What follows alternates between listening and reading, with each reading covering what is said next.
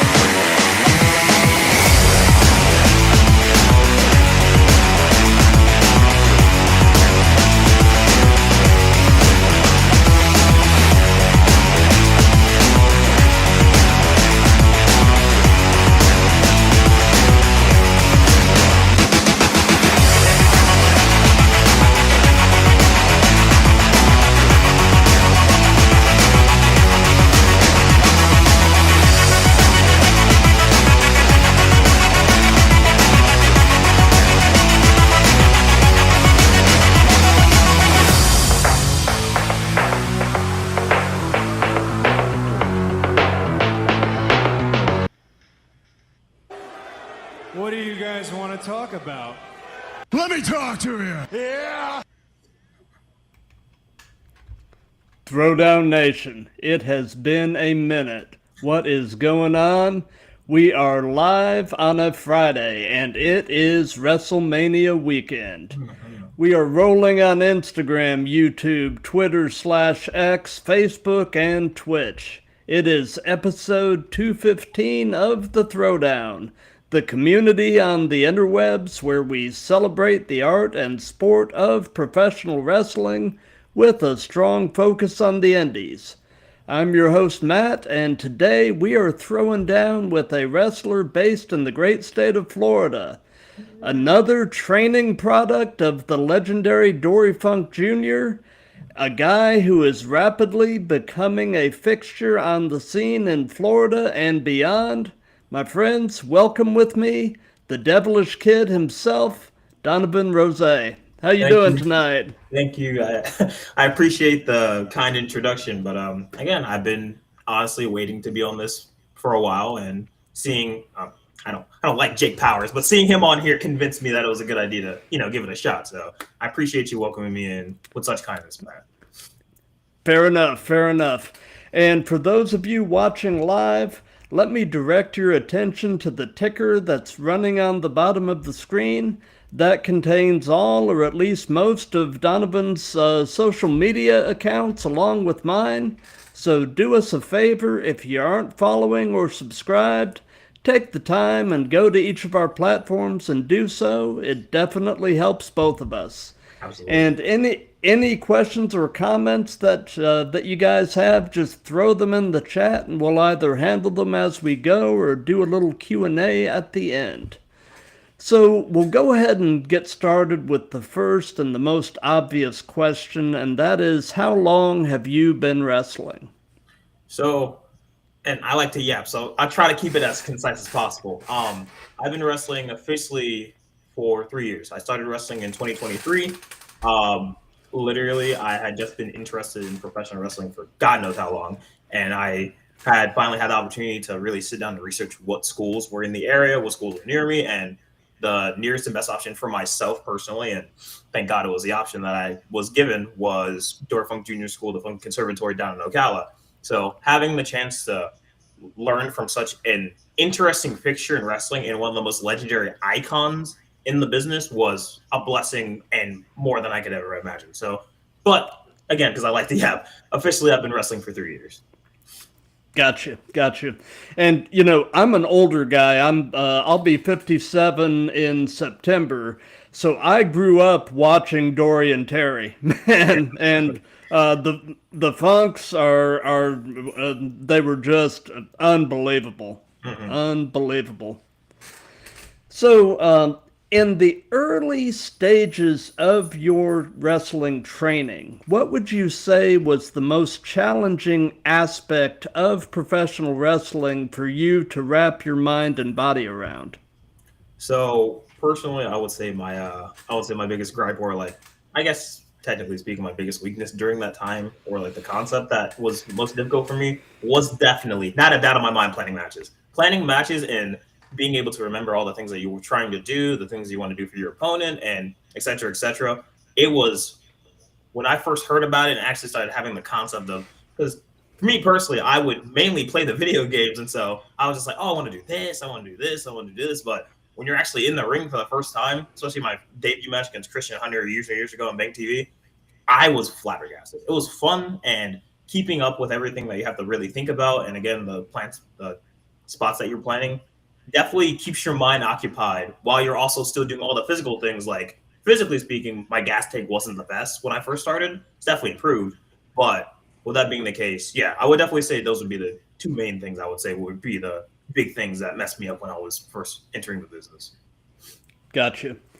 So, did you come into professional wrestling with a previous athletic or other type of martial arts background? Had you done other sports? Had you done any other type of combat sport prior to beginning wrestling training? So when I was younger, I was heavily interested in football. I never really took the step to actually putting up pads and lacing cleats, etc. And so I kind of just drifted for a while. But eventually, I ended up joining amateur wrestling when I was, I want to say, a sophomore or junior in high school. And so having that experience and being able to finally be like, dang, this is a physically taxing sport, because I love amateur wrestling. One of my favorite sports in the world. It's so physically taxing, and it's so impressive to see what people can do. And so having that experience, then also, I believe I did weightlifting when I was in high school too. So I had the weightlifting experience and my wrestling experience, and then when I did end up joining Dory's school, him and Marty would consistently say things like, you're athletic enough and you're athletic beyond what you think possible. You have to give yourself so many chances to open up because of your athletic background really helping you. Give yourself the chance to breathe, Right. Yeah, I wrestled 1 year in high school, and then, several years ago, for a number of years, I trained in Brazilian Jiu-Jitsu. Ooh. And it was an interesting transition having wrestled to go to Jiu-Jitsu and get comfortable being on my back, because on your back is the last place a wrestler wants to be. But a lot of the jiu-jitsu techniques, you're fighting off your back. But it took some getting used to be comfortable with that position. May I say something? So yeah, absolutely. Brazilian Jiu-Jitsu wise, I want to shout out real quick to my closest friends in the entire damn world, Xavier and Justin, two of my closest friends.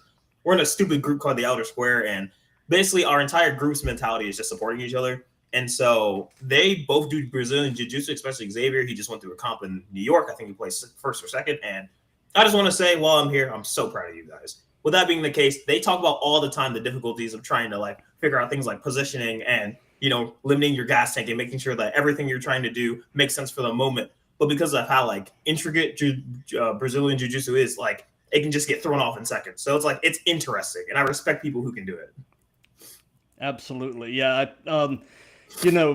Having done it for a few years, several years ago, I can definitely say that, in my experience, there was no better full body workout than rolling 5-minute rounds of jiu-jitsu with people.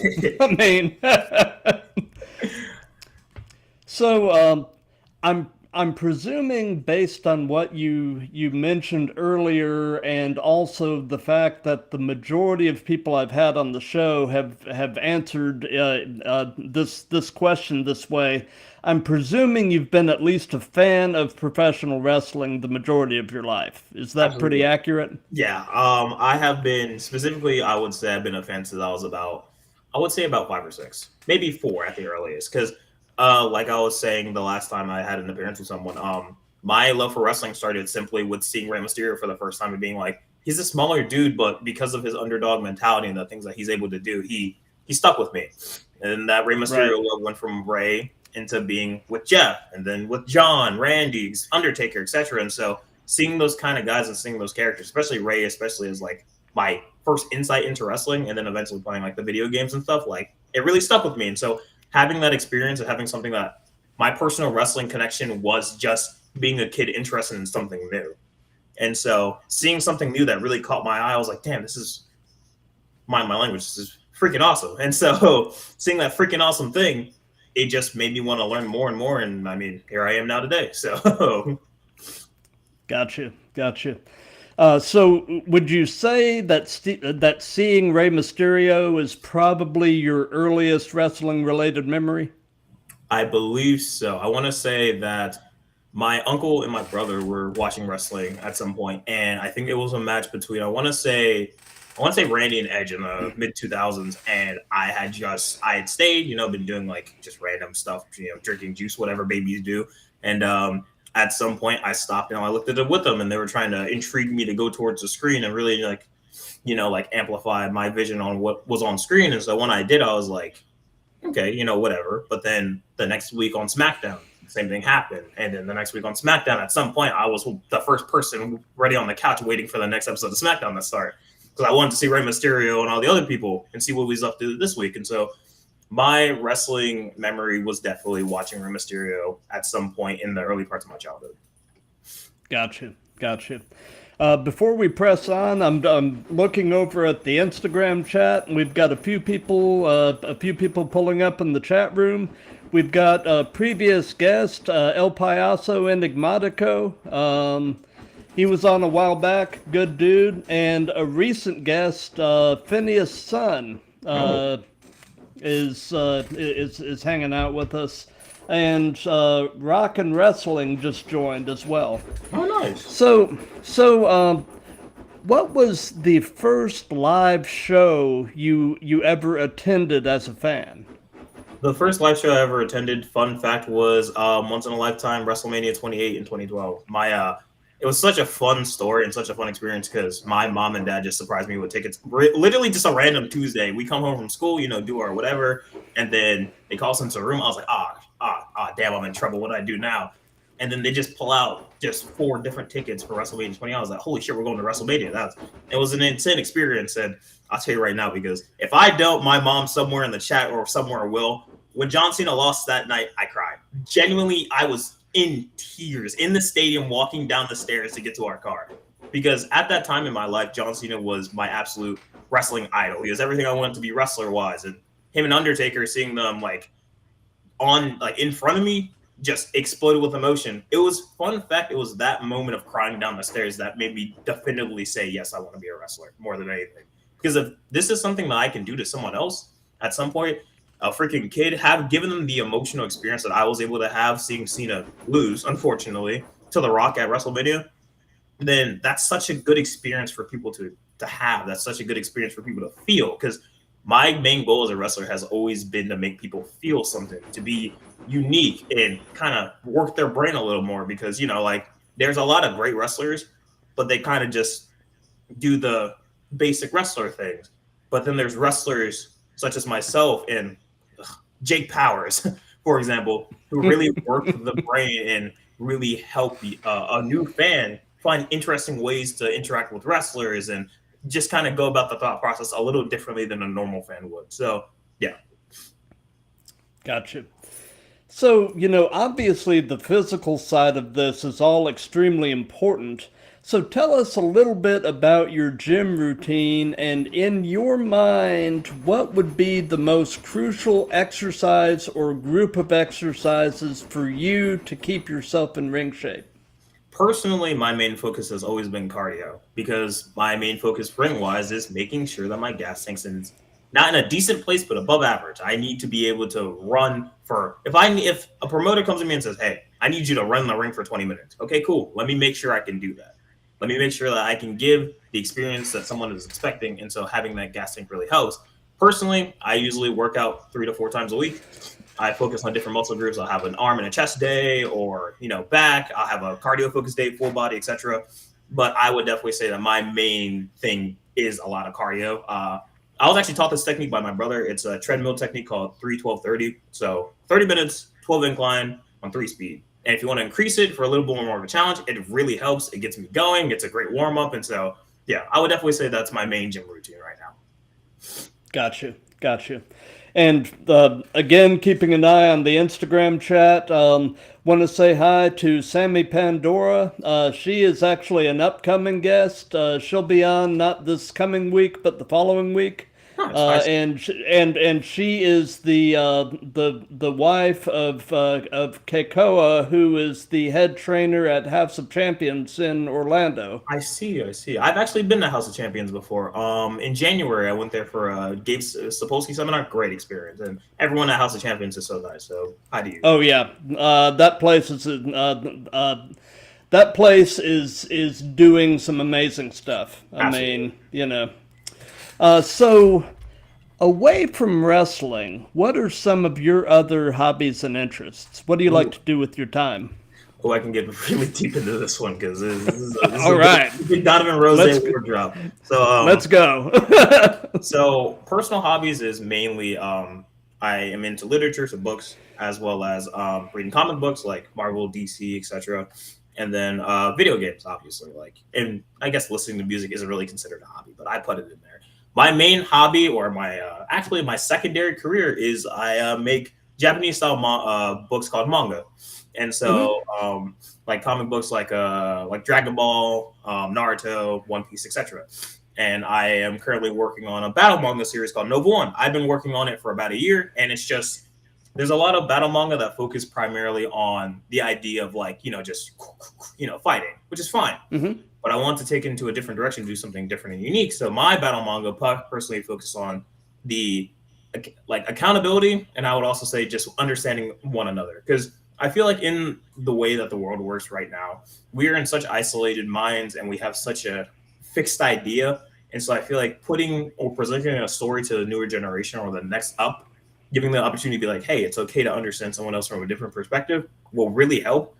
And it's an interesting story that I want to tell. So yeah, that would be my my side thing. My main character in that story, her name is Carmen. Fun fact, Carmen's loosely based actually off of my daughter, because my mentality or my goal going into it was when she grows up, I want her to have someone that she can look up to and be like, as long as I'm hopeful, anything I want to do is possible. And so having the opportunity to kind of mirror what I hope she can be someday. That's Carmen. Then along with Carmen, there's Maddox. There's like an entire space crew. There's an alien cat. There's a lot of stuff going on, but it's fun. I have a lot of fun making it. And the power system kind of revolves around the idea of the reflection of one's inner self. So like their morality, personality, understanding like who they are, and etc. So Nova One is just something I've had so much fun working on. In the next month or so, I'm releasing the one-shot comic for it called Apollo 1, and it follows a similar format, but it's actually about a boy and his freaking robot sidekick who's kind of an asshole.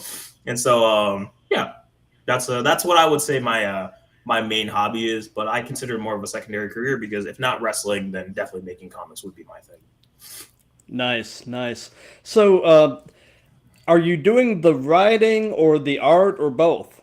I'm actually doing both. Fun fact. Wow. The standard for a lot of Japanese mangaka and even now English mangakas are the focus on both story and art. And I'm not gonna lie, my drawing skills aren't fantastic, but I've always been taught with the mentality of if you want to do something, if you put in the work to do it, if you give yourself the opportunity to learn and teach yourself and have fun with it, then those are the main things that matter. So even if my art's not like Picasso level or like looking like a Dragon Ball panel or whatever the case may be, eventually one day it will be. And so I was like, instead of hiring an artist or whatever the case may be and kind of causing a headache for myself, why not just try both?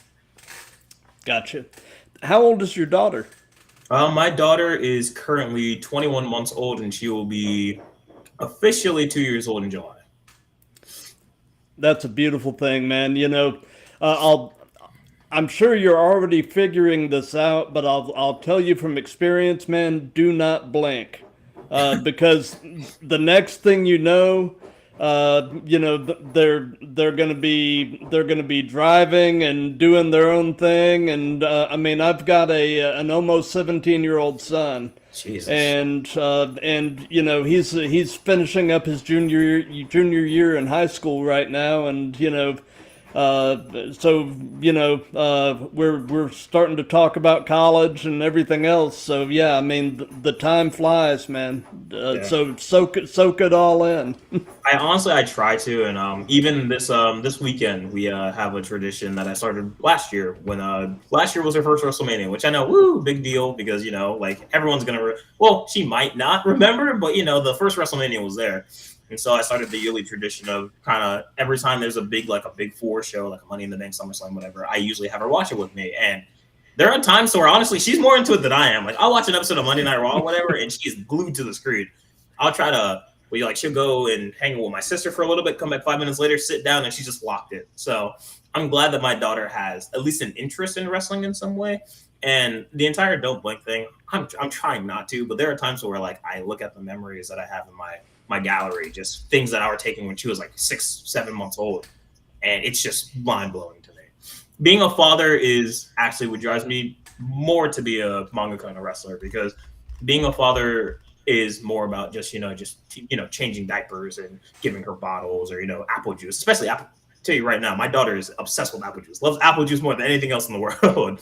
And so having that experience honestly drives me to want to do so much more with my life, and I want to be able to show her that as long as you have something that you really want to do, as long as you have the drive to do it, just keep trying. Just even if it takes 5 minutes, even if it takes 10 years, keep trying.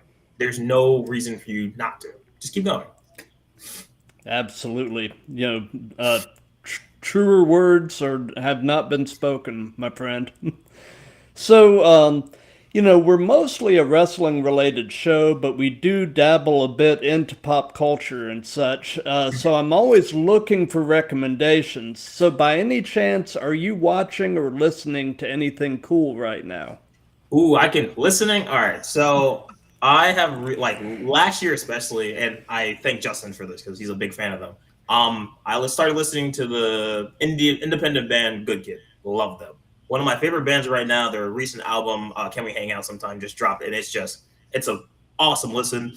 If you like cheerful, energetic music in any way, shape, or form, I would definitely check them out. My favorite song by them right now is called "Ginger Lemonade," and then "Wall" would be my other one.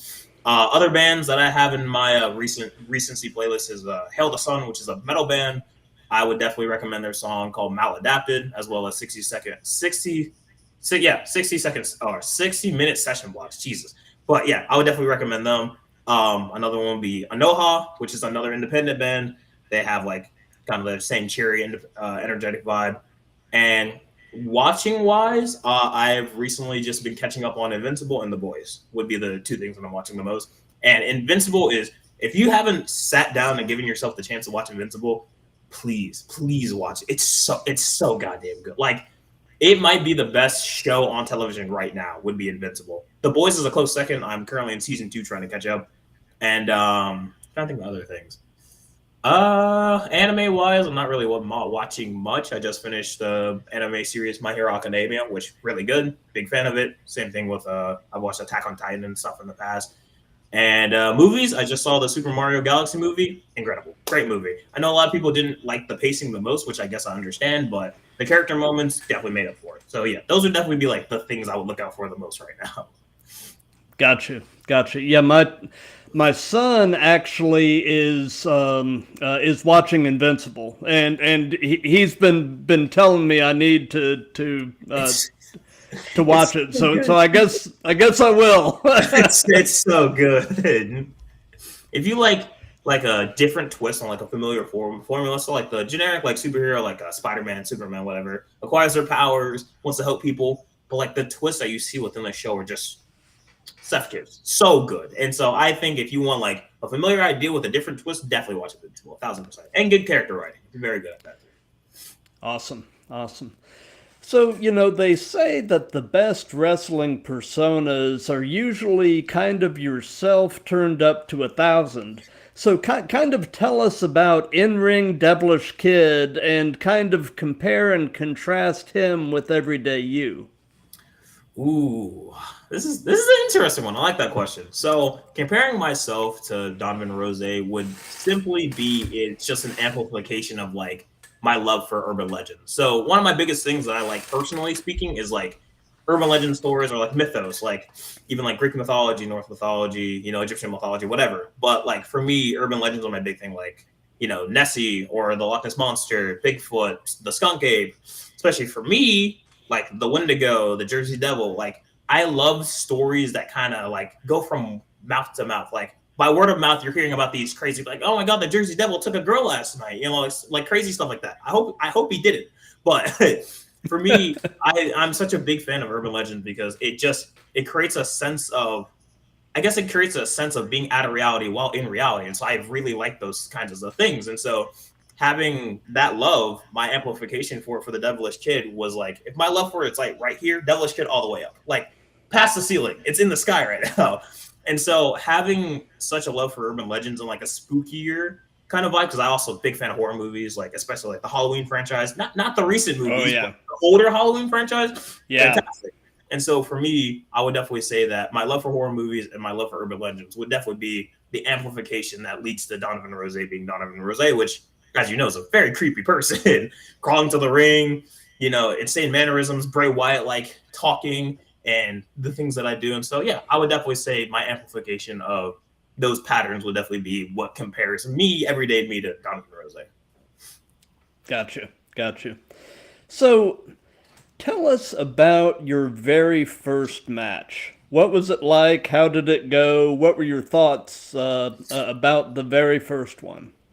My very first match was February 25th in 2023 against Christian Hunter on an episode of Bang TV in Ocala, Florida. It was the most nerve-wracking experience I've ever done, period. Like, drawing manga and comics is like, it's hard, but I have a sense of my ideas, my character, etc., etc. With wrestling, I was fine, but then the curtain opened and I stepped in front of the audience. I froze for like a good 5 seconds. And so I had to really, in that moment, convince myself, though, if this is really something you want to do, you got to just put one foot in front of the other and just keep going till at least you reach the ring. And I think you'll feel better. And it definitely did help. And my dance partner for that match, Christian Hunter, one of my closest friends, love him to death. Christian, if you're seeing this, I love you to death, and I hope you're doing well because we haven't talked to him a little bit. But with Christian, he is such a good wrestling leader. He is one of my, I would say he's, not like a Gunther comparison, but he's definitely a ring general. He understands the methods of wrestling. He's great with ring psychology and character work, and so he tried to implement all of those things in there. And so for me, before even I was Donovan Rose, because at the time I had a completely different character. He definitely helped me go through the motions, and he at most told me more than anything, trust myself. Trust that I can do what the things I wanted to do, trust that I'll remember my spots, etc. And so it really helped me get more comfortable with the idea of wrestling long term, because at the time I was like, wrestling is something I want to do, but what if I suck? And so that possibility of sucking and that anxiety that it caused got me stuck for a little bit. But once that anxiety passed and I had my chance to talk to people like him and Jake Powers, etc., they really helped me get through the motions. And so, yeah, I would definitely say that would be the biggest thing I remember from my first match. Gotcha. So we've heard about the first one. Now, if you can narrow it down, tell us about your favorite match that you've been a part of. My favorite, oh boy, it's gonna ruffle some feathers, but my favorite match that I've been a part of so far within my career would be actually World Famous Wrestling's End of Ableism 3 that they did at the beginning of March, and that match was against Jake Powers. So me and Jake have beef. We have beef everywhere. We fight. We fought at Burst City Entertainment. We tag team for some reason at WWN. Oh, it was a disgusting experience. But then at WW, we finally had the chance to beef again. And it was a match that I enjoyed so much just because it was the first time in a long time that we took each other to our absolute limits. We got the crowd into it. We were the opening match. And so our jobs on that card was, hey, get the crowd excited. Let's see what we can do. Get people interested. And I feel like we did that to an extreme level. So that, to where at some point I hit a damn shooting star press, which I've never done that before. And so having the opportunity and getting the crowd into things and really being able to evolve myself throughout the match really helped me. And so it definitely makes it my standout match in my career so far. Gotcha. Well, you know, you've been doing this long enough that I'm sure you've developed some of these. So I'll ask you, what is your biggest wrestling related pet peeve? Ooh. Honestly, this is a pretty simple one. I would say my biggest wrestling related pet peeve is 1,000%. I don't like when people don't show a sense of kindness towards the people in the locker room. Because the fact is this, no matter what level you're at, no matter who you are, etc., everyone is making a commitment and putting their bodies on the line constantly, day in and day out, to make sure that people are getting entertained. All you can do, the least that you can do, is respect the person next to you, and so on and so forth. And so for me, when I go into a locker room and I see someone who's being like, it's okay to be distant if you want to like have your own space. Because I know I do the same. You know, I'm sometimes just in the corner, just listening to music, kind of getting myself mentally ready, or talking to my dance partner for that match, whatever the case may be. Those things are, like givens. But I feel like the attitude of being just completely away and kind of just, you're not undermining the other people around you, but it's making you're self-isolating yourself. And that's not a good thing to do when the person that you're with or the people that you're around are likely the people who are protecting you or making sure that you don't get hurt or injured in whatever you're doing that night. So a sense of kindness goes a long way. And I'm such a big respect guy, especially when it comes to professional wrestling, because I have such a deep bonded respect for the people who do this, including myself, obviously. And so I feel like a sense of respect goes a long way, and some people just don't show it. Gotcha.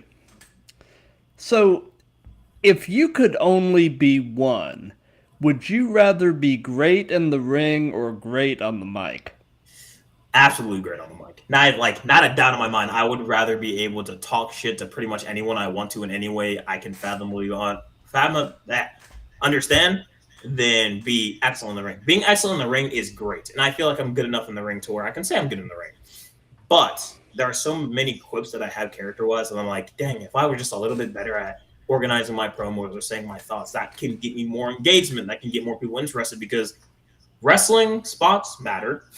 Like, say a dude gets like power driver through a chair, whatever the case may be. Those things matter, but the connection that you have with the audience is what they're going to remember the most. The things that you say is what's going to be remembered more than you getting DDT through a chair. So for me personally, I would much rather choose being better at promos than being a better wrestler. Gotcha. So, do you have an all-time favorite match as a fan? Is there a match that's really near and dear to your heart that you find yourself circling back to? Do you have such a match? I would say, two examples of that being the case. My all-time favorite match of all time is John Cena versus AJ Styles for the WWE Championship at the Royal Rumble in 2017. Incredible match. It showed someone's physicality, and the simple things that they were able to do with just in-ring storytelling made me such a bigger fan of both guys. And so that would definitely be my all-time favorite. In terms of matches I've gone back and watched, an underappreciated match, and my friend Justin showed me this. Ric Flair versus The Undertaker at WrestleMania 17 is it 17 or 18? One of those two. It's Ric Flair versus The Undertaker at WrestleMania. Incredible match. It was physical. Flair was fucking selling his ass off, and so it was just such an interesting take on Taker's streak, and having Taker kind of trying to have mercy towards someone that he idolized at some point in his wrestling career, but Flair being like, listen, you may call me old, whatever the case may be, but I'm still going to go out swinging. And so both examples are different things that I like in wrestling. Another example I would also say is, I think it's the Elimination Chamber match in 2017 with Baron Corbin, Dean Ambrose, John Cena, Bray Wyatt. Not The Miz. No, not The Miz. AJ. There's someone else. Who's the other guy in that match? I don't know. But yeah, they did a good job. And it was definitely my all-time favorite chamber match, just because it showed how hard-hitting it can be. And that was like, I feel like a lot of people were off that year just because that was the year that the chamber design changed, so like the match. And I know a lot of people don't like it, but like, if I'm considering the safety of the people in the ring, dude, please take the match. Do not go back to chain link. Like, that shit probably looks like it hurts. And I bet it does, getting, RKO'd or something on it. And so, yeah, I would definitely say over those three, those would be like my top three. Other honorable mentions, would be Bandito versus Konosuke Takeshita from last year from Ring of Honor.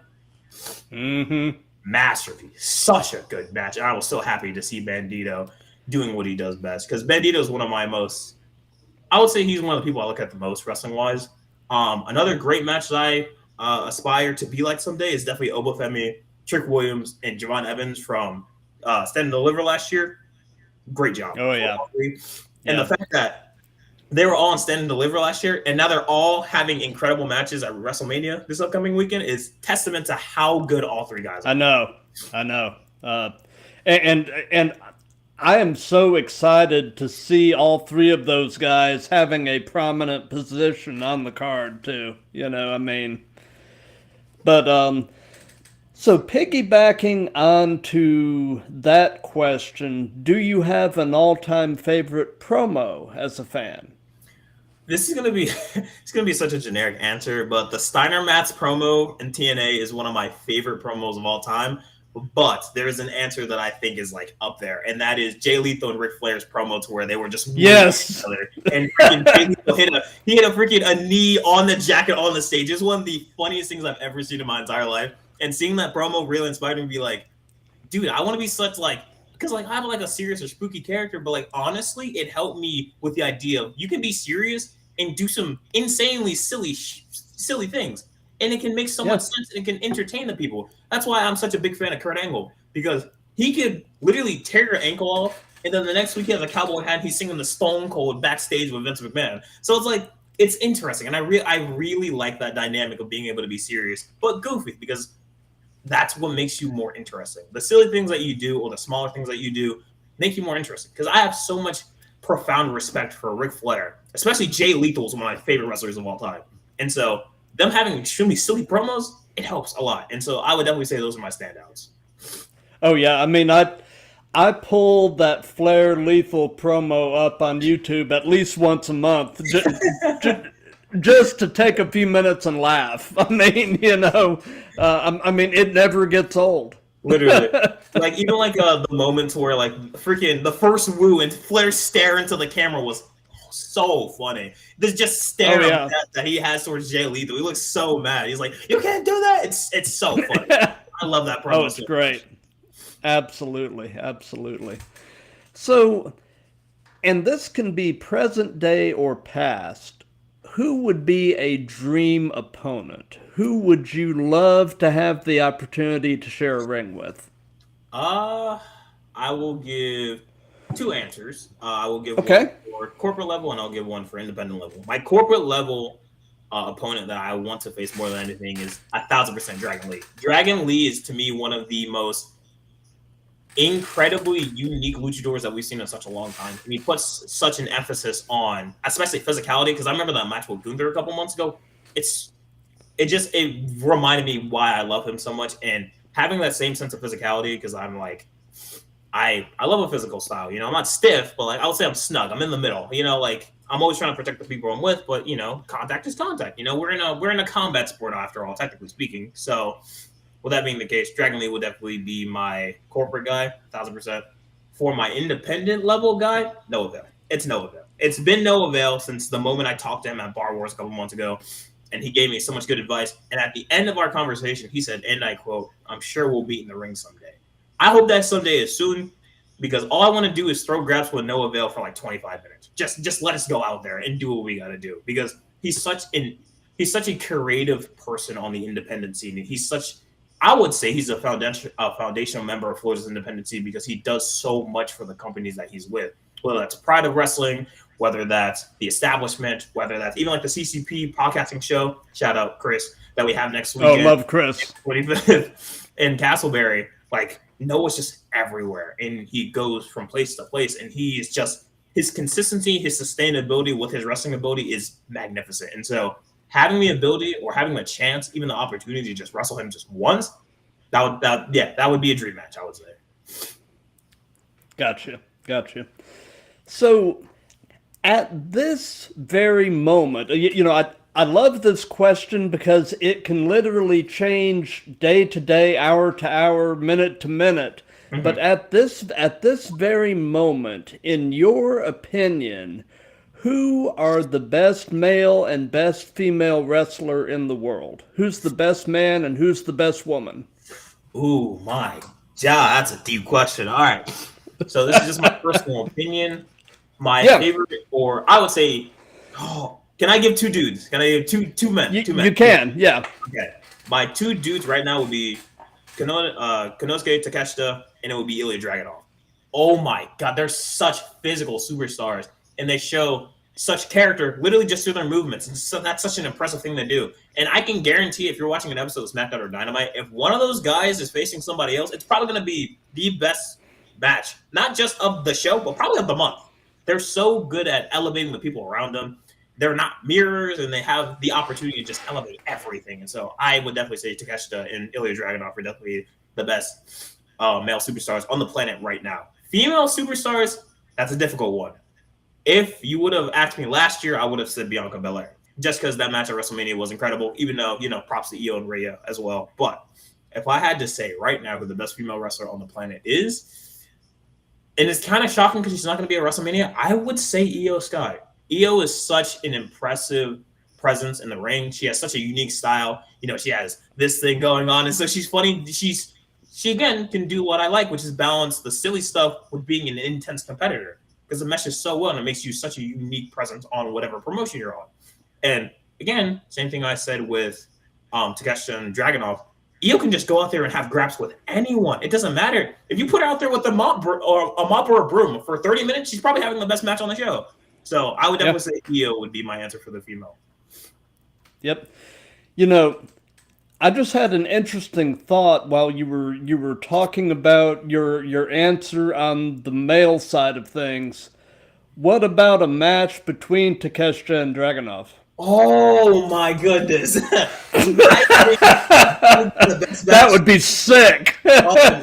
Just simply because of the fact that, again, how much they both emphasize physicality and how much they both emphasize it's like their striking exchange. Oh my God, that would be crazy. There's like an H-bomb, and then Takeshi gets up, boom, big knee, and they just both fall down. That would be such a cool spot to see. I know WWE ain't gonna book it, but one day, I'm praying that we get it. That's such a good match to have. Yep. So what is your favorite move? What is something you just really enjoy doing?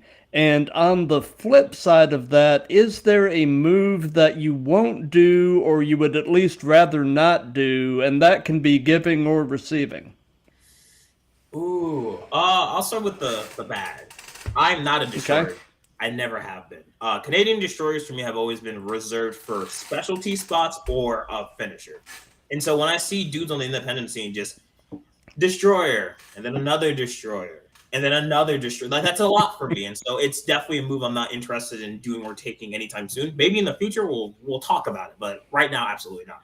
My favorite move to do, I would say right now, I'm gonna say the double stomp. But because of the way that I do it, my opponent's tabled. So they're like, all fours on the ground. And then I just come in and I aim for their center of their back and then boom. It's such a satisfying move because it always gets a good reaction because it always looks gross. Stomping in someone's spine looks and seems gross in a wrestling context. And so it stands out among my moveset, in which, my moveset, my finisher is a flipping spear. So I would say, that's a pretty impressive move.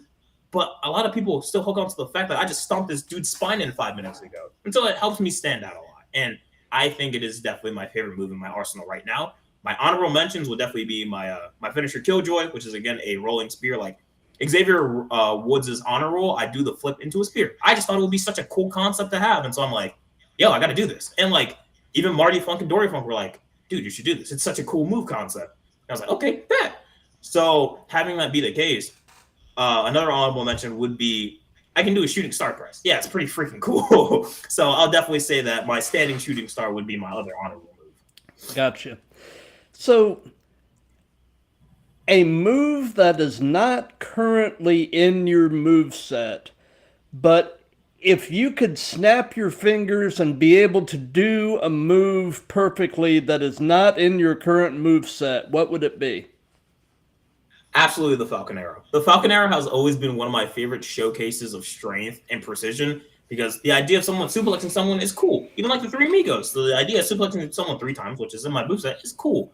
But having the ability to hold them, then turn with them, and have such a good reaction as you're going down with them while sitting down, that's such a cool concept for me. And I wish that I had the precision in my career so far to do it. And hopefully one day I'll be able to do a Falcon Arrow. But if I had to enter right now, absolutely today, it would be a Falcon Arrow.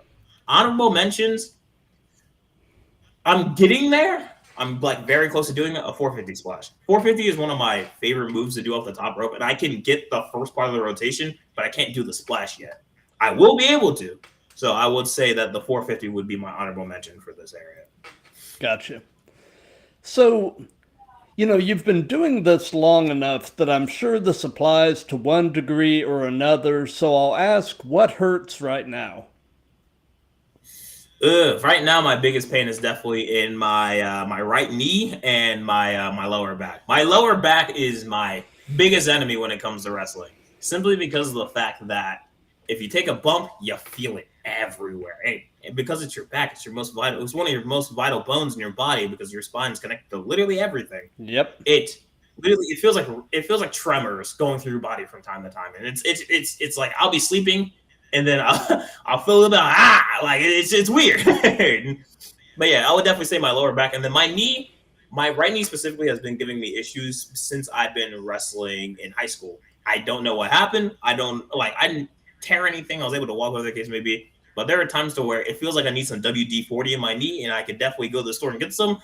But yeah, it's definitely those two. Honorable mention for that would definitely be my shoulder. So in high school, the week of JV states that I had in my first year of wrestling, I was just at practice doing my thing. My shoulder got partially dislocated, and I never got to pop it back into place. And so, if you ever see me without my shirt, you'll see that this collarbone or this part of my section of my shoulder is just down. It's up. It's weird, and so it looks strange. It doesn't hurt, but if there is a move that I'm taking, say I'm taking a power bomb and I'm landing directly on my shoulder, it does give me a little bit that didn't feel great. Gotcha.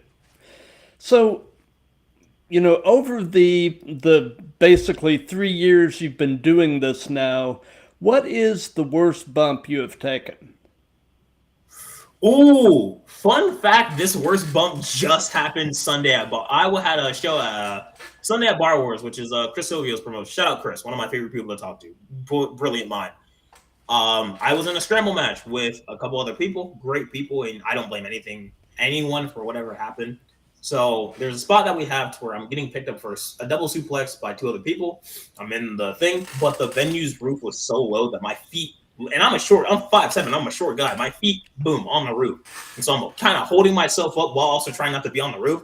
And it's creating just not the best foundation. And so the spot was a double suplex, but then one of our other opponents will come in and hit us with a crossbody, so we all have a 4-down spot. It was fine until the suplex, because I landed literally on this part of my back, my upper back, my neck. It was the first time that I took a bump and I was like, "Holy shit, I need a second." it hurt like a bastard. I'm not gonna lie. And I would definitely say that's my worst bump. Another one that I would say is courtesy of guess who, Jake Powers. We were doing a market show for Brook City Entertainment in Ocala. I want to say December.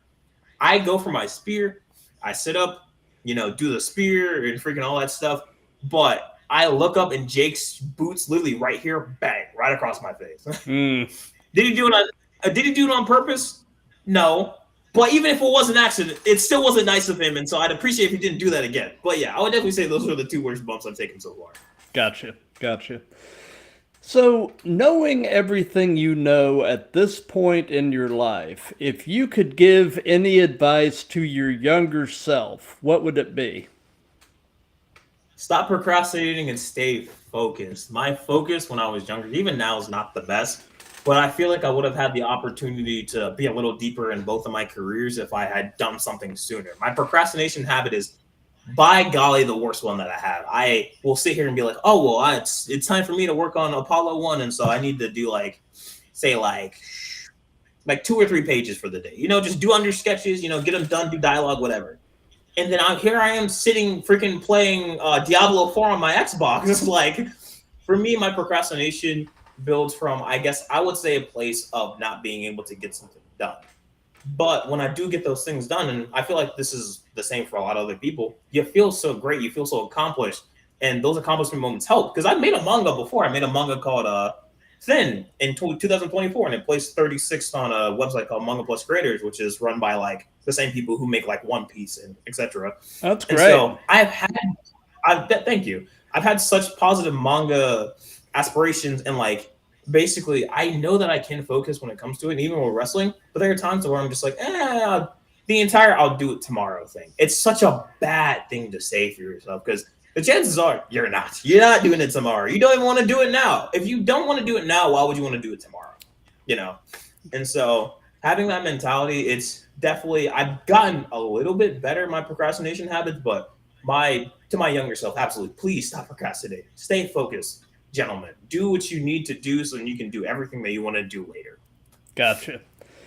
So, do you have any pre-show traditions? Any things that you try to do consistently before you walk through the curtain?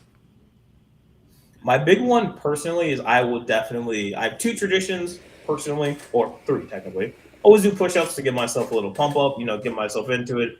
Two, I will always give myself like the chance to talk to my opponent, make sure that we have things down, and make sure that both of us are comfortable with everything we have planned out. Because if we're not, we're changing it.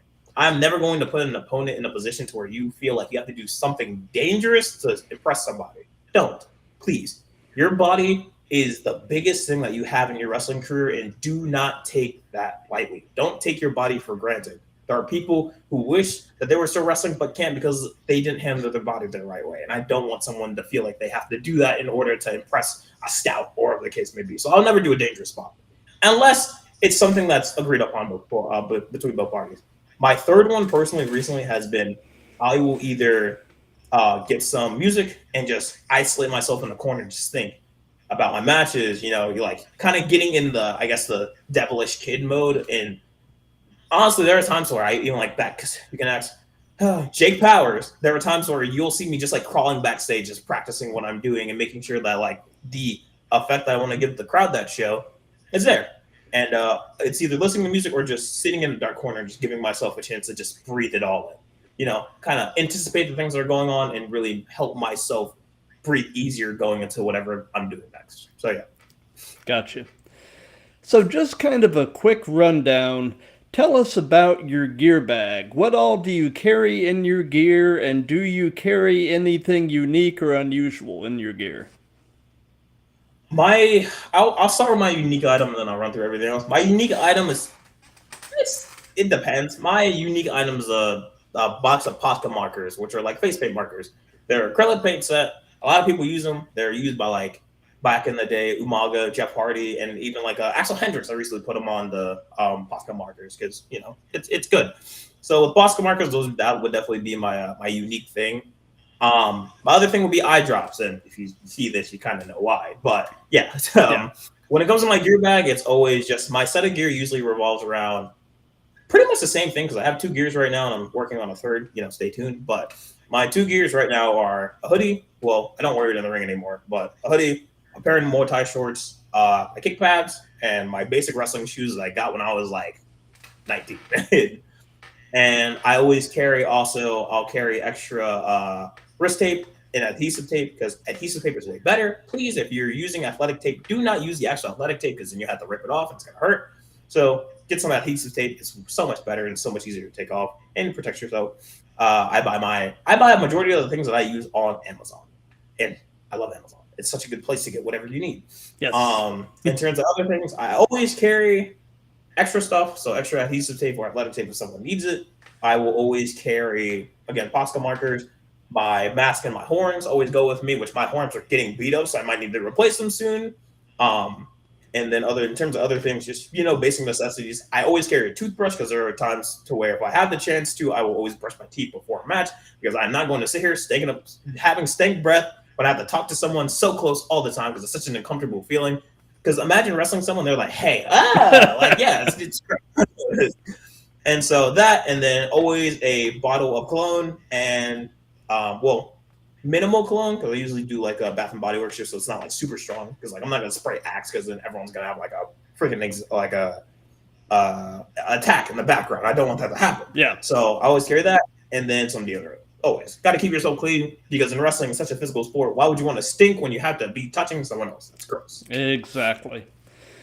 So, something that we've done in all of these that's just been kind of fun is we've let the current guest pose a question for the next guest.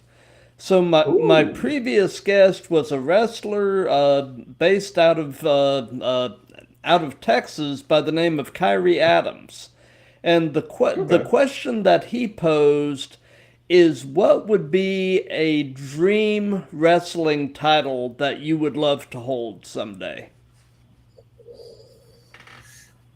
From the bottom of my heart, absolutely. My title that I have had set on pretty much my entire life has always been the WWE Intercontinental Championship. Whether it's that or the IWGP Super Junior Heavyweight Championship, it's one of those two. I feel like my cruiserweight background will always give me like, and my character as well helps me stand out so much compared to a lot of like the other cruiserweights who are like, like just like I'm electrifying, and that's fine. Like no hate to them, they're doing great, but you're electrifying, and I'm someone who crawls on their hands with devil horns on their head. Who's going to stand out a little more in that category? So having that cruiserweight background, but also just the Intercontinental Championship, even the championships that I hold now, like the BCD Hardcore Championship, they have always been considered the workhorse title to me. Is the title held by the person who can put on a show each and every single time they're in the ring. And so for me, having that ability or feeling like I have that ability, the Intercontinental Championship would be a dream for me. Other honorable mentions would definitely be a world title at some point, any company, any promotion, because then that means that they trust me so much to give me their top prize. And I really appreciate that fixture. And then my honorable mention would be the NXT North American Championship. It's I know a lot of people are put off by the belt color. I personally love it. I think it's such a unique aesthetic for a belt. And so having that opportunity and the fact that there have been so many incredible talent like Johnny Gargano, Damian Priest, freaking even right now, Miles Bourne, Adam Cole, Keith Lee. There have been so many incredible people who have held that championship. And so I would definitely want to be in that lineage. And again, prove myself as the workhorse, but now for NXT, because, NXT is such an incredible product. I love what HBK is doing over there. I always have for years and years and years. And so, yeah, I would definitely say those would be my belts of choice. Absolutely. So, during his farewell tour, John Cena kept bringing up the concept of leaving wrestling better than he found it. And I really liked that concept and really took that to heart. And I've kind of added it to my repertoire of questions here. So I'll ask you, you're young in your wrestling career. You've got many, many years ahead of you. But how do you hope to eventually leave wrestling better than you found it? Personally, because I'm also someone who really likes the way that Cena presented that, and being such a big fan of Cena and pretty much most of the things, to not everything he does, it's a great question. It's a great way to say what you're trying to do. My impact for wrestling ultimately is just really solidifying the idea of even if you're an underdog, you're really not. Anything that you want to do, again, just persevere. Perseverance will get you through a lot more than discourage. Discourage comes. Complications in your life will come, but as long as you have wrestling and that's really what you want to do, man, even if it takes 5 minutes to do something as simple as getting a promo ready or thinking of new gear ideas, do something 5 minutes a day just to push yourself more towards where you want to go. And so with perseverance, my entire thing would be, am I an underdog? I would say yes, simply because of the fact, do I have a popular bloodline? No. Am I some great wrestler's son? No. I'm just a random kid from Tampa. I'm just a random kid who grew up in freaking the Boons in Brooksville, Florida. But it doesn't matter. As long as I have the perseverance and the want to drive myself so much further into my career, as long as you try, that's all you can do. Put in that effort. That's the main thing that I want to present to the future generations of wrestlers. Because as long as you keep trying, you can get to doing anything that you want to do. 1,000%. Absolutely.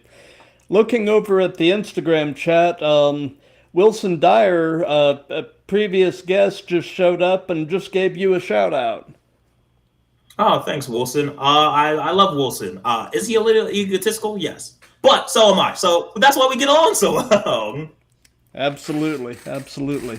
So we're getting pretty close to the end of things now. You know, at the very end of this, we're going to go through the WrestleMania card and do predictions. But before we get to that, do you have any upcoming shows or anything you'd like to give some hype to? I do, but let me make sure I have my list out because I don't want to spread misinformation. Okay. Let me see. Okay, so my upcoming events as of middle of May, I have you now, you know, the Throwdown with Matt podcast, which fantastic that I'm here. I have Anchor Pro Wrestling next week in Holiday, Florida. Show starts at 2 p.m. Tickets are very, very low. It is such a great experience to be there. It is such a nice experience with the wrestlers they have in that card, like The Limit Jay Rivera, Prophecy Delgado. They have so many good people, even like the actor Preston Kane, which one of my personal favorites. It's such a cool experience to be there. And it's in Holiday, Florida. So it's like towards Hudson and Spring Hill and kind of like that area. So if you're in that area, if you have even just an hour or two to spare, come watch some wrestling, support indie wrestling.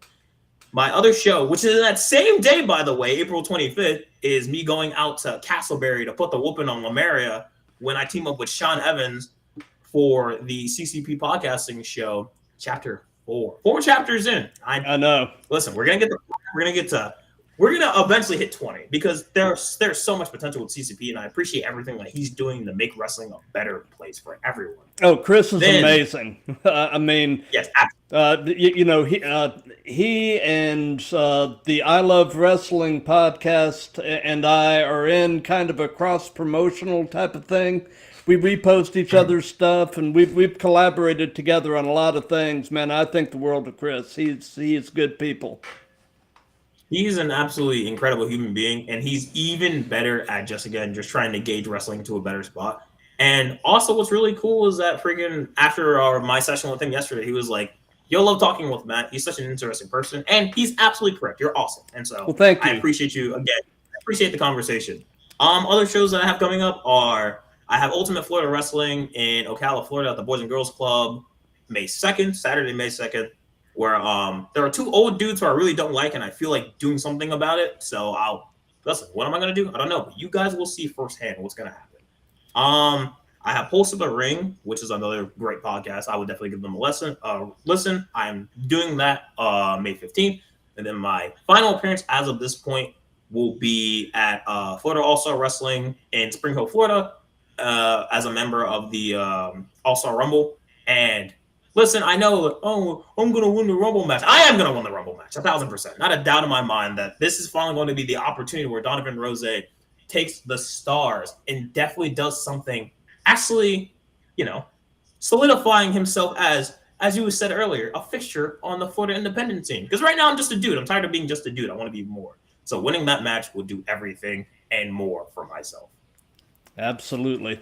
JC Black just showed up on the Instagram chat, and he also gave you a shout out. So thank you, JC Black. We love JC Black. So, as I said at the beginning, we are in WrestleMania weekend. Yes, I'm so excited. Well, excited would be a stretch, but I think it's going to be an excellent show, and I have no doubt that a lot of talents, especially that ladder match, is going to be crazy. I can't wait. Oh yeah, yep.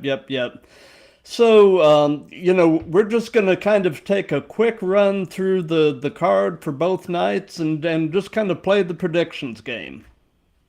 All right, sounds good. So, night 1, it's going to begin with the Usos and LA Knight against the Vision and IShowSpeed. Who you got? I'm definitely going to take Team Speed simply because of the fact that I know that LA and the Usos haven't been the best of friends recently. And as much as perseverance prevails, a solid team is better than an unfixed one. Yeah, I'll agree with you there. I think the fact that Logan Paul and Austin Theory have been in the vision together for a little while is definitely going to serve them well here. I do think Speed will take at least one sick bump because that's what he does. Yeah, that's true. So, moving on, we've got Drew McIntyre and Jacob Fatu in an unsanctioned match. This one, I'm not really sure how to pick. I feel kind of like neither man can really afford a loss. I feel like personally, because of the fact that Drew just recently lost the world championship, and I feel like honestly, Jacob has very unfinished business with Cody, and he's just focusing on Drew to kind of, finally hotshot his way to the world championship because eventually, obviously, Jacob Fatu is going to be a world champion. I have that on my mind. I'm going to simply, because of that fact of Jacob finishing this business and finally having the chance of finally focusing on Cody, I'm going to pick Jacob slightly. I'm going to say that Jacob wins, but I would not be surprised if Drew picks up the win. Yeah, I'm going with Fatu here because, for one thing, I feel like this type of match is really in his wheelhouse. I also think after the match, I've heard Drew is going to take some time off. I think he's got a movie role or something coming up. And I also think taking some time away and perhaps doing a little bit of reworking of his character might not be a bad thing because I feel to some extent like he's gone as far as he can go with the character in its current form. I definitely agree with that. I feel like the time for Drew to reevaluate and kind of reinvigorate his fire, trying to find something a little different. And because Drew's such a talented individual as a performer, whatever he does next, I'm sure will be absolutely fantastic. So yeah, I agree. Yeah. I also, like you, you were mentioning the unfinished business that Jacob has with Cody. I still think, the unanswered question of who jumped Jacob those several months ago, I think Cody did it, personally. I think it's definitely either Cody or Randy to try to hotshot their way into title contention because Jacob was such a threat at the time. So I'll say definitely one of those two. Yeah. So now we've got Stephanie Vaquer and Liv Morgan. Who you got? This is definitely my hardest predictor I would say this is the hardest one I have to predict across both nights. And that's including a ladder match, by the way. Because I would say, honestly, this has been the best built rivalry going into WrestleMania, 1,000%. Because they're just kicking each other's asses week in and week out. And that's sometimes all you have to do to tell a really good story. Vaquer feels disrespected. Morgan feels like she deserves more. It's such a good story. And so they're doing it simply. I'm going to say, because I feel like this is going to be I feel like WrestleMania is going to be the leading catalyst to the destruction of the Judgment Day. I'm going to pick Stephanie. I feel like Liv definitely has a chance to win the belt back, but I'm going to pick Stephanie because I feel like this starts the domino effects of all of the other Judgment Days just kind of, being in their right mind, being like, what's going on? Why are we still in team, etc., especially if Dom ends up losing the fifth.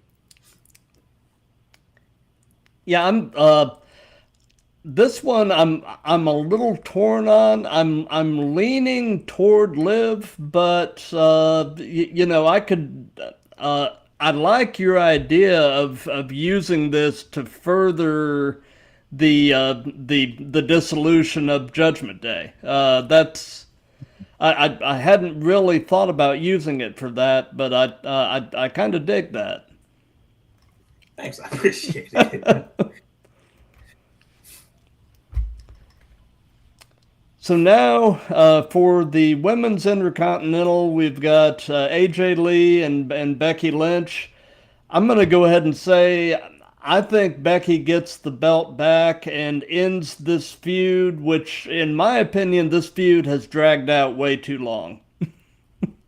Absolutely. This feud has been going on since, I want to say, mid-September when they were going in the WrestlePalooza. Yeah. And, personally, I do like AJ as a workhorse champion. Even her match against Bayley a couple weeks ago was really good. But the issue I'm having is the fact that because of the uncertainty with AJ's schedule and the fact that Becky is honestly more.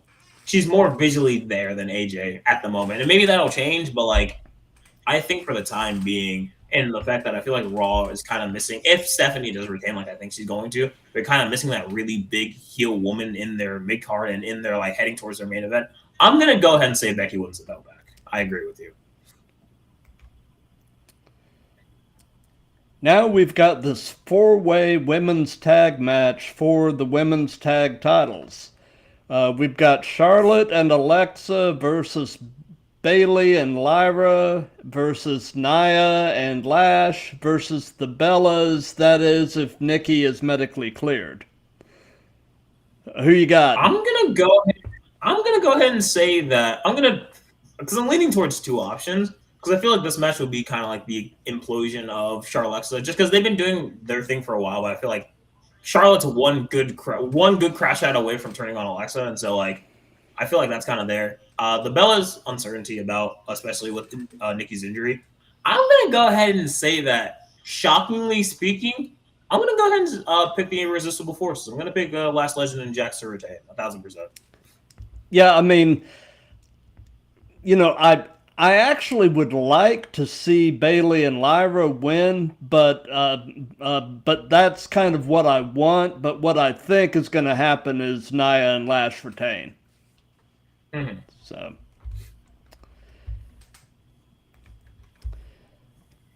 So now we've got Seth Rollins and Gunther.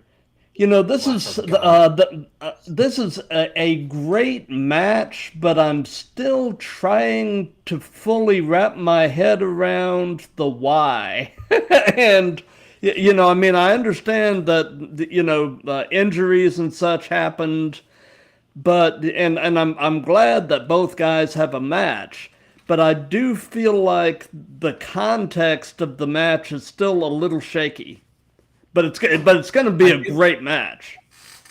Yeah, it's going to definitely, like, in ring-wise, this is going to be probably match of the weekend. I think so. Yeah. But with the fact that the story isn't necessarily there, like, Gunther just kind of randomly jumped Seth, and he was like, oh, well, I'm helping Paul. Maybe I'm not helping Paul. Like, if they had kind of made that decision, even if, like, during the attack, Paul had just stood there and just smiled, something as simple as that would have said the fact that, oh, because of the injuries that happened to the Vision, and because of the fact that Gunther wants a Mania match, and especially against an opponent that he feels like he's better than, boom, cool.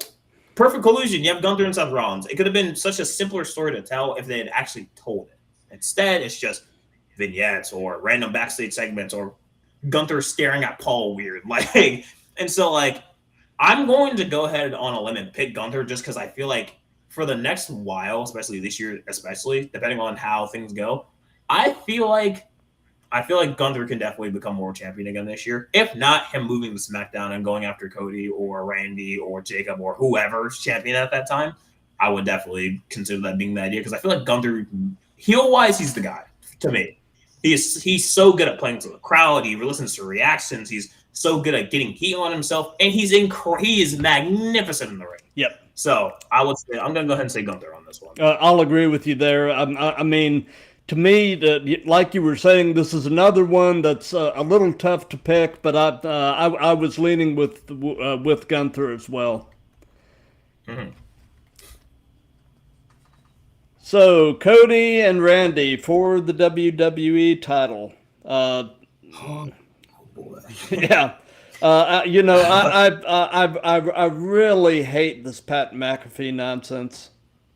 Oh, absolutely. The fact that Pat McAfee because no hate towards him. The fact that Pat McAfee and Jelly Roll are bigger stars in a storyline about Cody and Randy and their entire rivalry and friendship and mentorship through literally a decade plus of wrestling is mind-boggling to me. And so with that being the case, I don't know. Personally, I'm going to go ahead and say they're going to go with the same limb that they went last year. Just without Travis Scott in the main event of WrestleMania helping John Cena, I feel like Randy's definitely going to win the championship again. 1,000%, not a doubt in my mind. Agreed. Yeah. I mean, Randy winning just, it makes sense. You know what my biggest fear is, though, when it comes to this match? Is that, and this is going to sound crazy, but what if Jelly Roll helps Randy win the belt from Cody? I know. And now he just has like faction. That's such a scary thought because I'm like, oh my god, they're friends. And so he's like, Randy, come home. And he's like, maybe you don't have to come home. I can come to you. And then boom, now he's a bad guy. I'm like, what the heck's going? Why is Jelly Roll a bad guy? Yeah, I know. When they were doing the whole thing with the phone and who was on the other end of the phone, I actually came up with an idea that I really liked. I was hoping somehow they were going to make this happen, but obviously they've gone a different direction. But the person I was thinking who would have been great to be on the other end of the phone with Randy Orton, Killer Cross. Ooh, that would have been such a good twist and such a good way to reintroduce him to the audience. Yep. Oh my god, the mind game guy is the one helping the vet, and so eventually the vet will have to repay him. Yep. Especially like the fact that a lot of people think that Cross can be a main eventer. Yep. And I agree with them because he's such a creative presence in the ring. Yep. So that would have been a great idea. I like that a lot, actually. So moving on now to night 2. Oba and Brock. Oba. Yeah, Let me right there. He's winning. I'm actually going to go out on a limb and say not only does Oba win, I think it's going to be a squash. You think Brock Lesnar is going to get squashed at WrestleMania? I do. I like the boldness. I like that. I do. I think I think they are really strapping a rocket to Obafemi. And what better way to really establish him as the dominant force on the main roster than to squash Brock Lesnar? I agree with that. That's a great sentiment. And honestly, yeah, I like that. You know what? I'll agree with that sentiment that Brock Lesnar's gonna get squashed by Obafemi. I like that a lot. And here is that Intercontinental title ladder match. Penta versus Dragon Lee versus Rusev versus JD McDonough versus Rey Mysterio versus Javon Evans. Man, this is... Oh, boy. I have... Honestly, it's not like a crazy prediction, but this is just my personal opinion. I think the same way that they're strapping the rocket to Obafemi, I feel like they're going to do the same with Javon Evans. And I feel like Javon Evans is going to win this match. Or he's going to do some insane shit like a gutter off a ladder. Like, because that's just the Javon thing to do. Yeah. But yeah, my pick would be Javon Evans. If I had to pick a second, it would probably be Dragon Lee. But maybe that's just bias. I don't know. I mean, I want to see Javon win it. I have a sneaking suspicion that Penta's going to retain. Okay. But, you know, who knows? I mean, this match, to me, is one of the most difficult to predict. Absolutely. The only reason why I predicted new champions just because of the fact that in a lot of WrestleMania like ladder matches in this like style, either for the especially for the IC belt, I think the history says that it's usually been a title change. The last two I really remember is Mania 31 and 32. They both changed hands. So I was like, they could definitely do it again. I know Penta really just got his run started and he's a great workhorse champion, but I also feel like if you're gonna put Javon in there, you know, you could have him do some crazy shit, but like really capitalize on the fact that this actual kid, someone who's younger than me, was just in the Elimination Chamber fighting for a main event spot at WrestleMania. So please, I think it would be such a good idea to put the rocket on him and just, hey, you know what, you really want to prove yourself? Here's your workhorse championship. Go be the workhorse for our brand. So yeah, I'm gonna pick Javon Evans. Absolutely. Women's WWE title, Jade Cargill and Rhea Ripley. I'm just going to give my opinion here. Get the belt off of AEW Goldberg. I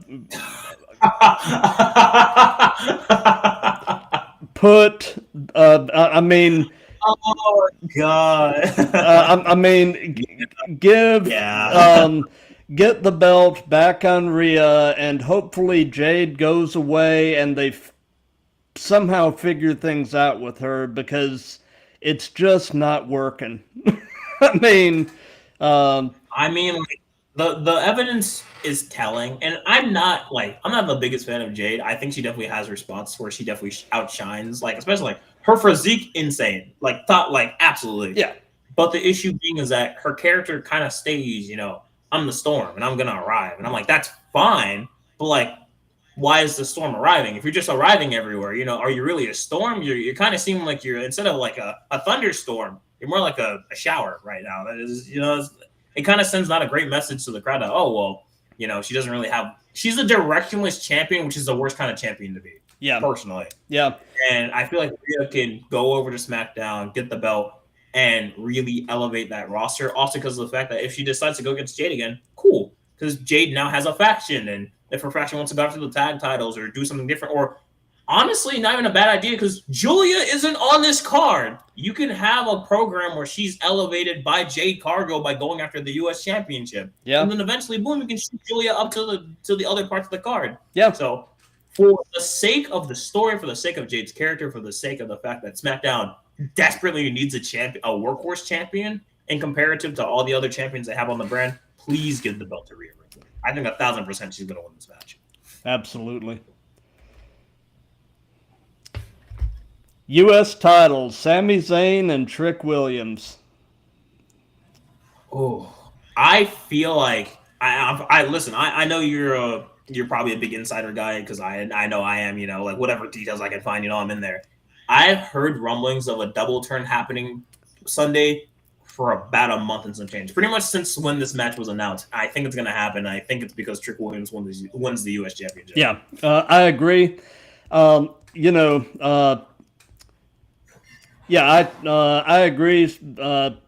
Sammy has been showing signs of turning heel for a while. Yeah, so I agree. I think Trick wins the title. Sammy goes fully heel, and you know, and I'm bringing him up again simply because I'm a big mark for him, but this would be another way they could reintroduce Cross. Because Cross was Sammy was Cross's final match before he left, and ever since that match, Sammy has been struggling with the dark side of himself. I feel like Cross got his hooks into him.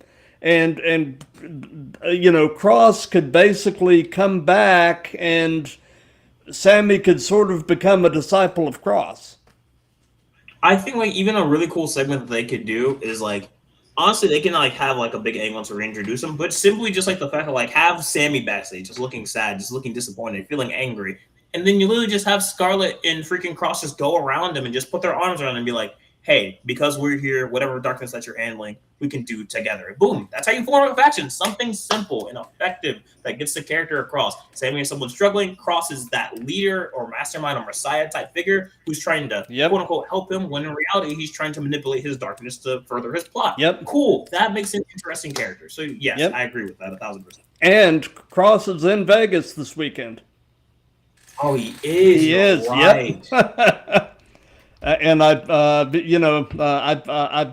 I find that to be an interesting little data point. Mm-hmm. Finn Balor as the Demon and Dom Mysterio. This one's going to be fun. This is absolutely going to be a fun match, and I also like the fact that for the first time in a long time when it comes to Mania, it's not just all title matches. There are some just grudge matches, some people who just don't like each other, like Open and Brock, for example. Hey, I'm doing an open challenge. Okay, cool. The Young Gun's the one entering that open challenge. That's such a good idea, and I like it. And same thing with here. We've been waiting for the implosion of the Judgment Day for years. Literally years. Like, since, I want to say, like, what, 2022 when they first formed at WrestleMania with Edge and Damian Priest? They're like, okay, this is an interesting story. As soon as Finn took Edge's spot, I was just like, I like it, but, like, you know, when is it going to end? And now they're literally, besides, technically speaking, I guess, for the trio that they were, Finn's the only original member left, and he's gone. He got kicked out. This is a chance for Finn to be like, all right, if I'm the one who changed the Judgment Day permanently, let me be the one who ends it. So personally speaking, I think that if there's a world where Dominic Mysterio beats Finn Balor, it's not this one. Finn Balor is going to win and beat Dominic Mysterio, 1,000%. Completely agree. I also feel like potentially this actually could be match of the night. I completely agree with that. Just because a lot of people like Dom for his heel character and his attitude. He's so good in the ring, and so is Finn Balor. He's incredible in the ring. So I could definitely see the big match of the night, 1,000%. And then we've got Punk and Roman for the world title. I'm hearing weird rumors. This match is going to be great, but it also, to be honest, it frightens me because of the fact that Roman's a great character. I love the Tribal Chief. I love what he's been able to do, even reinvigorating his career with the OTC stuff. But Roman's not gonna be present. That's the problem. He's gonna have like the same issue that he had to where he was on Smack. Like once his reign became historic and he really started like kicking into second gear with the Tribal Chief character when he formed the Bloodline, with Solo and the Usos. He was on SmackDown maybe once every like 1 to 2 months, and that's just not gonna work long term. If you have freaking Cody or Randy, who are also potentially going to be part-timers because they have movies going on or podcast appearances, whatever the case may be. If you have the same thing mirrored on the other show, it's putting you in a really precarious spot where it's like, damn, which champion's actually going to be present for the brand that they're the champion for? And CM Punk solves those issues because he's a mouthpiece, but he's also legendary. But he's literally on every single episode of Raw. Every single episode, Punk is there. I like the idea of either person winning, and it really just comes down to a coin toss. I'm going to pick CM Punk to retain the belt against Roman because I cannot go back to a world to where we have a part-time world champion again. I can't do it. I can't. I agree with you. I don't like the idea of a part-timer holding the belt, but I'm hearing some rumors of them potentially doing some kind of alignment between Randy Orton and Roman Reigns, kind of an RKOTC, and Pat McAfee is going to be involved with the Punk Reigns match as well, and potentially cost Punk the title. So you're potentially telling me that we're going to have a super faction of Jelly Roll, Roman Reigns, freaking Pat McAfee, and Randy Orton. What is happening? I don't know. I mean, what is happening? That's the rumor I'm hearing, and that rumor just kind of hurts my heart because I just want Pat McAfee to go away. Pat McAfee's a great commentator. Oh, he is. But the role they've got him in right now is just god awful. Yeah, and not just that, but because it was an entertaining match for the time, but the fact that he's one of Gunther's opponents within WWE is a crazy thing to me. Gunther fought Pat McAfee before Dragon Lee and AJ Styles. That is crazy to me. And so, personally, Pat McAfee, listen, I love you, man. You're a great sport. Love what you do on the podcast and stuff. This isn't working, man. You got to take a step back, dude. This is crazy. And a super faction with two of the best WWE has to offer with, respectfully, two celebrities is. I don't like that. Yeah, no. Yeah, I'm with you. But as far as what we've got coming up on the Throwdown, this coming Monday, the 20th, 7 p.m. Eastern, we've got episode 216, and our guest is going to be West Virginia-based wrestler Squeaky Clean, Casey King. And then on Wednesday, the 22nd, hang on, actually that one got canceled. Wednesday, the 22nd, 7 p.m. Eastern, we've got episode 218, and our guest is a wrestler based out of the San Antonio area of Texas, Mr. Jaden Black. But, so we're pretty much at the end of things. So before we wrap all of this up, do you have any final words for the audience? I just want to say for those watching, I appreciate you sticking around and learning a little bit more about the scary dude who wears the skull mask and the horns. I really appreciate it just because I'm so much of a deeper person than just the Devilish Kid gives off, and just having the chance to kind of give you guys a chance to learn more about me. I appreciate it. And I also want to say thank you for Matt for putting in the effort and interviewing. Again, this is episode 215. because Matt puts in the work to get talent known. He gets talent the opportunity to explain themselves and kind of have a deeper character. And so I want to say not just thank you to the audience, but also thank you to him for putting in the effort to make this show what it is. So Matt, thank you. You're appreciated. Well, thank you, sir. And for those of you that have been watching this live, thank you. For those of you that'll be seeing this on replays and such, thank you for that. If you like what we've got going here, definitely do the old like, comment, share, and subscribe. And until Monday at 7 p.m. with Casey King, be good to each other, love each other, and let's